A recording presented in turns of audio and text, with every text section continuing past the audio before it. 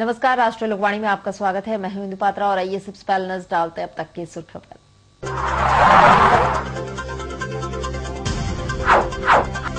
हत्या के बाद बदले की भावना में बस्ती वासियों ने की युवक की पिटाई, गंभीर अवस्था में इलाज के लिए भर्ती।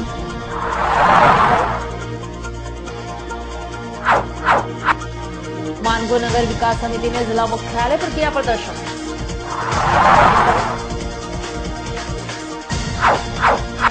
और स्थानीय नीति की मांग को लेकर झारखंड की पुलिस पार्टी ने किया 1 अगस्त को झारखंड बंद का ऐलान।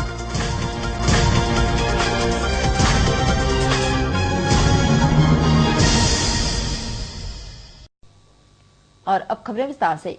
सीतारामडेरा देवनगर में सन्नी के नामक युवक की हत्या के बाद मृतक के परिजनों व स्थानीयों ने बदले की भावना से हत्यारा के मामा को पीटकर बुरी तरह जख्मी कर दिया। उसके परिजनों ने उसे इलाज के लिए एमजीएम अस्पताल में भर्ती कराया है, जहां उसकी स्थिति गंभीर बनी हुई है। जख्मी शेखर सांडेले ने बताया है कि 28 जुलाई की रात उनके बस्ती में सन्नी लोहार नामक युवक की हत्या हो गई, जिसमें उनका भगना बिक्की भी शामिल है। विवाद का कारण था कि उनके घर के समीप एक जमीन का घेराव हो रहा था। उनका भगना अपने 2 साथियों के साथ वहां गया और घेराव कर रहे लोगों से पैसा मांगा। नहीं देने पर वे लोग सन्नी की हत्या कर दी, लेकिन वे घटना वाले दिन अपने घर में नहीं थे। वे देवघर पूजा करने गए हुए थे। जब वे लौटे तो उन्हें घटना के बारे में पता चला। वहीं सन्नी की मौत से उग्र उनके परिजनों व स्थानीयों ने उन्हें बुधवार को पकड़ लिया और हत्या की नीयत से ईंट व डंडे से पीटकर उन्हें जख्मी कर दिया। और बुरी तरह जख्मी होने के बाद उन्हें कुछ लोगों ने बचाकर इलाज के लिए एमजीएम अस्पताल में भर्ती कराया है, जहां शेखर की स्थिति काफी नाजुक बनी हुई है। और जो सन्नी उन्नी का जो नहीं हुआ था, तो उसी का गुस्सा से मेरे को मार दे। मैं भागना था ना, तो बोलता तुम पैसा मांग रहे क्या, तुम पैसा क्या मांग रहा। अब कुछ बोले ही नहीं सब। सन्नी कौन है? सन्नी वही रहता था, वही लोन का। वही सन्नी लोहार? हाँ, जो मर गया। आपका भगना क्या नाम है? विक्की। वो लोग उसके साथ रहता था? नहीं, वो दूसरा के साथ रहता था। अभी कहाँ है? अभी जेल में पकड़ा गया? हाँ, तीनों जो किया था ना सब पकड़ा गया। हमको झूठ मूठ का मारा सर लोग। कौन कौन मारा है? कोई बस्ती का नाम बताओ। नाम नहीं मालूम सर। और उधर जमशेदपुर के मानगो नगर विकास समिति ने जमशेदपुर शहर में दिन में बड़ी गाड़ियों का परिचालन को संपूर्ण रूप से बंद करने की मांग को लेकर जिला मुख्यालय पहुंचकर जिले के उपायुक्त से मुलाकात की। इस दौरान समिति के संयोजक व पूर्व भाजपा जिला अध्यक्ष विनोद सिंह ने बताया है कि जिले के उपायुक्त के द्वारा फिलहाल 16 अगस्त तक शहर में दिन में भारी वाहनों के प्रवेश पर अंकुश लगाया गया है, जिसका जनता स्वागत करती है, परंतु यह समस्या केवल 16 अगस्त तक के लिए ही नहीं है। उन्होंने बताया कि मानगो क्षेत्र के निवासी दिन में बड़े वाहनों के शहर में प्रवेश से त्रस्त हैं और उन्हें हमेशा ही सड़क जाम की समस्या से जूझना पड़ता है। और केवल यही नहीं, इन वाहनों के दिन में प्रवेश से आए दिन सड़क दुर्घटनाएं भी होती है और लोगों की जान से लोगों को हाथ भी धोना पड़ रहा है। मांग पत्र के माध्यम से उन्होंने जिले के उपायुक्त से मांग की है कि इस नियम को हमेशा के लिए लागू किया जाए ताकि शहर की जनता को राहत मिल सके। विकास समिति आज यहाँ उपायुक्त महोदय से मिलकर इस विषय को रखने आई है कि आप जिस तरीके से मानगो क्षेत्र में रात 11 बजे से सुबह 6 बजे तक की भारी वाहनों का परिचालन होगा, ये आपने रोक लगाया है, निश्चित रूप से एक सराहनीय कदम है। और उसके बाद हम लोग इस मांग को करते हैं, जैसे अखबार के माध्यम से जानकारी मिली है कि 16 तारीख तक ही ये रोक लगा है। हम मानगो की जनता, हम जमशेदपुर की जनता इस मांग को करते हैं कि ये 16 तारीख तक ही नहीं, ये रोक परमानेंट होना चाहिए, हर वक्त के लिए लागू होना चाहिए, क्योंकि जमशेदपुर की जनता का प्राण इतना सस्ता नहीं है। आए दिन जो दुर्घटनाएं घटती है, उस दुर्घटनाओं को देखते हुए जमशेदपुर में भारी वाहनों का परिचालन सुबह 6 बजे से रात 11 बजे तक बंद होना चाहिए। यह मांग काफी पुराना मांग है और इसी विषय को लेकर हम उपायुक्त से मिलकर इस विषय को रखने आए हैं। और उधर झारखंड में स्थानीयता नीति को लागू करने की मांग को लेकर झारखंड पीपुल्स पार्टी के साथ सभी आदिवासी संगठनों द्वारा 1 अगस्त को झारखंड बंद का ऐलान किया गया है। इस बात की जानकारी देते हुए आदिवासी नेताओं का कहना है कि राज्य बने 14 साल हो गए, लेकिन कोई भी सरकार स्थानीयता नीति को अब तक स्पष्ट नहीं कर पाई है, जिससे यहाँ के रहने वाले आदिवासी मूलवासियों के साथ अन्याय हो रहा है। अगस्त को झारखंड बंद रहेगा। बंद का उद्देश्य है कि 14 वर्षों में 9 सरकार बनी, अभी तक स्थानीयता नीति निर्धारण करने में सरकार विफल है। 1 अगस्त को सत्र चल रहा मानसून सत्र, और इसीलिए तमाम झारखंडी जितना है आदिवासी मूलवासी राजनीतिक गैर राजनीतिक संगठन को आह्वान किया जा रहा है कि सरकार पर दबाव देने के लिए, क्योंकि आने वाला दिन में चुनाव है, ताकि चुनाव में फिर राजनीति में चुनाव में लोग भाजाभाजी ना करे। चुनाव के पर्व ये सरकार अपना नियत नीति स्पष्ट कर दे कि स्थानीयता नीति जो विरोध करेगा उसको आने वाला 2014 का चुनाव में उसको जनता उसको सबक सिखाएगी। हम लोग ये कहना चाह रहे हैं कि जो डोमिसाइल का बात करेगा झारखंड में वही राज करेगा। 1932 का खतियान झारखंड में मूलवासी की पहचान।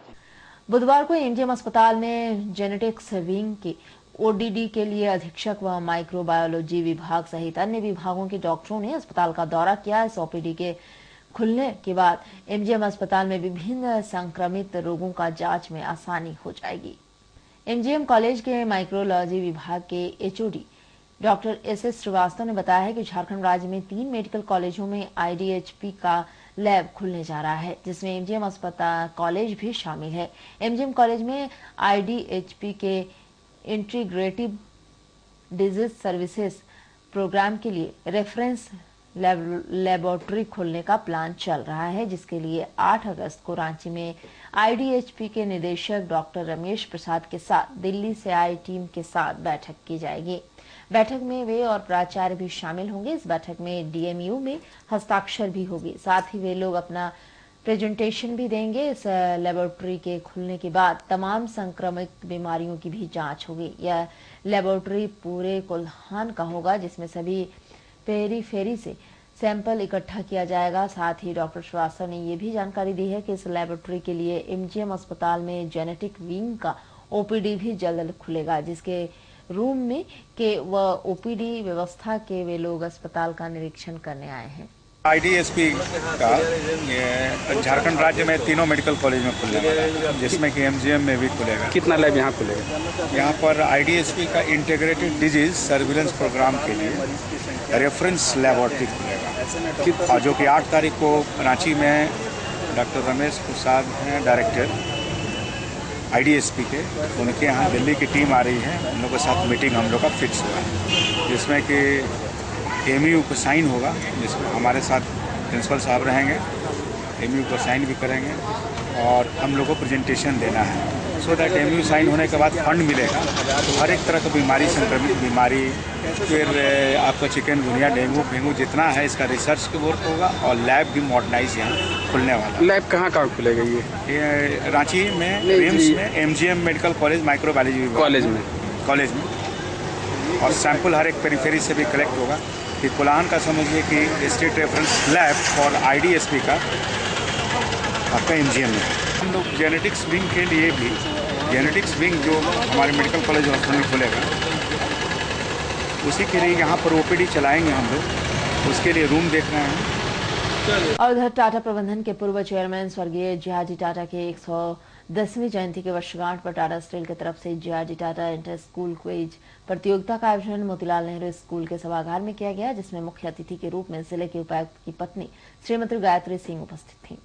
इस प्रतियोगिता की शुरुआत गणमान्य अतिथियों ने दीप प्रज्वलित कर किया। इस दौरान शहर के 40 स्कूल के बच्चों ने इस प्रतियोगिता में हिस्सा लिया।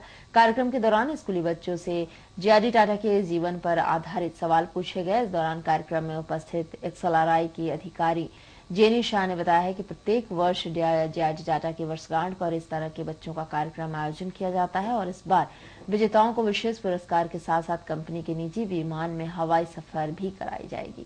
और उनके ये बर्थ एनिवर्सरी में हम हर साल करते हैं। इस बार 110th बर्थ एनिवर्सरी है। नॉर्मली इसे हम 29 जुलाई को ही करते हैं, बट ईद के कारण हम लोग कल नहीं किए। आज के कम से कम 40 स्कूल ने पार्टिसिपेट किया है और हमारा प्रीलिम्स राउंड 9 बजे शुरू हुआ और अब फाइनलिस्ट 8 ग्रुप गया है और अभी थोड़ी देर में विनर भी अनाउंस होगा। सबसे इंटरेस्टिंग और एक्साइटिंग बात इस क्विज की ये है कि जो विनर्स होंगे उनको एयरक्राफ्ट में जॉय राइड दिया जाएगा। उससे बच्चे बड़े खुश होते हैं और इसका ऑब्जेक्टिव यही रहता है कि इस क्विज के माध्यम से ये बच्चे जेआरडी के बारे में जान सके, जो कि एक बहुत ही आइकॉनिक और महान, मतलब इनका जो पर्सनालिटी है बहुत अच्छी है और इससे सीखने को बहुत मिलता है। और इन्होंने इंडिया के इंडस्ट्रियलाइजेशन में काफ़ी इनका योगदान रहा है। और उधर जमशेदपुर ट्रांसपोर्ट वेलफेयर एसोसिएशन ने जमशेदपुर शहर में दिन में बड़े वाहनों के प्रवेश निषेध को गलत करार देते हुए जिले के उपायुक्त से मुलाकात की, साथ ही एक मांग पत्र भी सौंपा है। इस दौरान एसोसिएशन के चेयरमैन दीपेंद्र मल्लिक का मानना था कि सड़क जाम या सड़क दुर्घटनाओं में कमी करने का यह सही रास्ता नहीं है।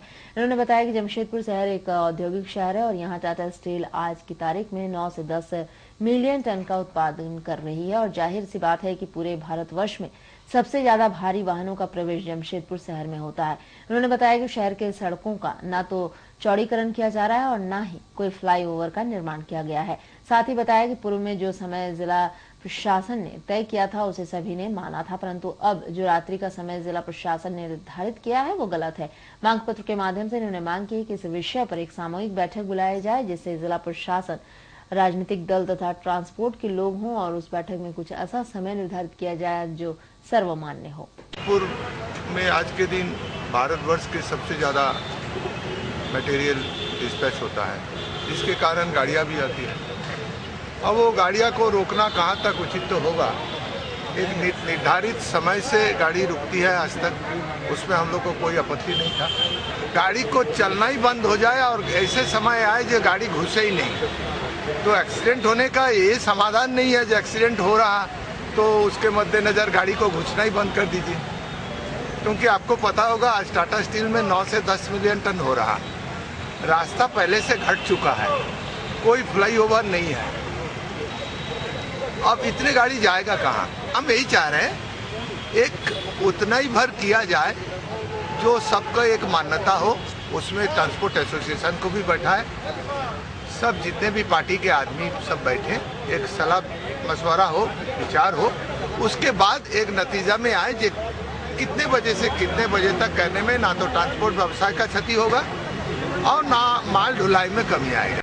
और उधर आगामी विधानसभा चुनाव के मद्देनजर हर राजनीतिक पार्टी अपने स्तर को और मजबूत करने में जुटी हुई है। इसी कड़ी में भाजपा युवा मोर्चा पश्चिमी विधानसभा के प्रशिक्षण शिविर आगामी 3 अगस्त को धालूम क्लब में किया जाएगा, जिसकी जानकारी एक वार्ता के दौरान दी गई। वार्ता के दौरान भाजपा युवा मोर्चा का मानना था कि जिले में हुए लोकसभा चुनाव में काफी संख्या में युवा वोटरों की संख्या में बढ़ोतरी हुई है और लोकसभा चुनाव के सफल परिणाम के पीछे भी युवाओं का ही हाथ रहा है। इसी कारण से बड़ी संख्या में कार्यकर्ता भाजपा में शामिल हुए हैं और अब जरूरत है उन्हें प्रशिक्षण की। इसी के मद्देनजर आगामी 3 अगस्त को पश्चिमी विधानसभा के कार्यकर्ताओं के लिए प्रशिक्षण शिविर का आयोजन किया गया है, जिसमें भाजपा के प्रदेश प्रशिक्षण प्रभारी गणेश मिश्र सभी को चुनाव के मद्देनजर प्रशिक्षण देंगे। के द्वारा वोटर लिस्ट में नए नाम चढ़ाए गए हैं और वैसे लोग जो भारतीय जनता पार्टी के संपर्क में हैं, मुख्यतः 18 से 35 साल के बीच में जो युवा हैं और कुछ दूसरे दल के भी लोग हमारे पार्टी में जुटे हुए हैं। इसलिए नए सोच नई उम्मीद जो मोदी जी का नारा है, उसके लिए हम लोग प्रशिक्षण शिविर पश्चिम विधानसभा में लगा रहे हैं, जिसमें मुख्य रूप से झारखंड प्रदेश के प्रशिक्षण प्रमुख श्री गणेश मिश्र जी आके युवाओं को आगामी विधानसभा चुनाव में अपना परचम बनाने के लिए टिप्स देने का, प्रशिक्षण देने का काम करेंगे। और इधर 4 दिनों के अंतराल में एमजीएम अस्पताल से शव को डिस्पोजल के लिए भेजा गया है। मृतक की पहचान नहीं हो पाई है। सड़क दुर्घटना के बाद इलाज के क्रम में 27 जुलाई की सुबह उस महिला की मौत हो गई थी। बताया जाता है कि 26 जुलाई की रात सड़क दुर्घटना में घायल एक महिला को आदित्यपुर थाना के आदेश पर JRDCL हेल्पलाइन के स्वास्थ्य कर्मियों द्वारा इलाज के लिए एमजीएम अस्पताल में भर्ती कराया गया था। इलाज के क्रम में 27 जुलाई की सुबह 7:30 बजे यहां के डॉक्टरों ने उसे मृत घोषित कर दिया था। उसके बाद उसके शव को अस्पताल के इमरजेंसी वार्ड में भी लगभग 28 घंटा छोड़ दिया गया था। जब शव से बदबू आने लगी तो कर्मचारियों ने उसे वहां से हटाया और अस्पताल के शव घर में ले जाकर रखा। अस्पताल के शव घर में डीप फ्रीजर नहीं है। उसके बाद भी शव वहां 3 दिनों तक रहा। 3 दिनों तक उस शव की जानकारी लेने कोई भी नहीं आया। अंततः साक्षी पुलिस ने अपने कर्तव्य को पूरा करते हुए शव को डिस्पोजल के लिए भेजा है। यहाँ सबसे बड़ी बात यह है कि पुलिस को जानकारी होने के बावजूद भी समय पर सही कार्रवाई नहीं हुई।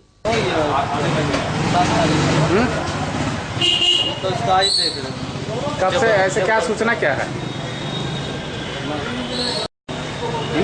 कल सुबह 7 बजे आज देखा मरा हुआ। जब लाया था भर्ती करता देखा तो साथ के यहाँ भर्ती कराया। 27 तारीख के जो है इसका जो है मृत्यु हो गया। नाम तो अज्ञात है। वो तो हाथ में पेपर कब दिया जा रहा है? नहीं, अभी तुरंत लेके आइए रहे हैं। आज 30 तारीख को। 30 तारीख को ये मरी हुई है 27 को सुबह में। और उधर मानगो गौड़ बस्ती कृष्णानगर में पति पत्नी के विवाद में पड़ोसी ने पति को पीट कर जख्मी कर दिया। जख्मी ने अपना इलाज एमजीएम अस्पताल में कराया। जख्मी बबलू सिंह ने बताया कि मानगो गौड़ बस्ती कृष्णानगर में उनका ससुराल है। अक्सर वह काम पर जाने व काम से आने के बाद वहां जाया करता था। 2 दिन पूर्व उसका और उसकी पत्नी का झगड़ा हो रहा था। उसी दौरान उनके ससुराल के पड़ोस में रहने वाला युवक दंतुला व उसका भाई उसे पीट कर जख्मी कर दिया। उसके बाद जब वह उन लोगों से पीटने का कारण पूछा गया तो वे सब दोबारा रॉड से उसे पीट कर जख्मी कर दिए। वह किसी तरह अपने को बचाकर अपना इलाज एमजीएम अस्पताल में कराया। उसने ये भी बताया है कि वह उस घटना की शिकायत करने मानगो थाना गया था, पर पुलिस ने उसे डांट फटकार कर भगा दिया। सर मेरा जो घाव हुआ था ना, तो ऑपरेशन कराया था और मेरे वाइफ से थोड़ा उल्टी हो गया मेरा, तो वाइफ मेरा झगड़ा, मेरा सास ससुर से झगड़ा हो गया, तो वो लोग आया मेरे को मार दिया यहाँ पे, परसों मार दिया। फिर आज हम पूछे भाई मेरा आँख फूट जाता तुम मेरे बाल बच्चे खिलाएगा? बोला कि हम वही पूछने गए, तो फिर आके रॉड से निकाल के मेरे को यहाँ मार दिया, घोप दिया और फिर यहाँ से बांस से मार दिया। और अब चलते हैं तब तक की सुनिए।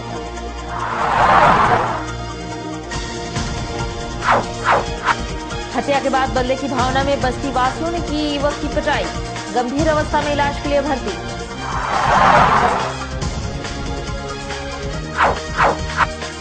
मानगो नगर विकास समिति ने जिला मुख्यालय पर किया प्रदर्शन।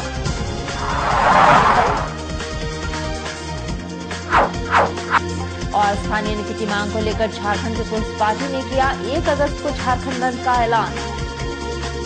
और अधिक जानकारी के लिए आप लॉगिन कर सकते हैं www.rashtriya.com/राष्ट्रीय बस इस्लामी के साथ।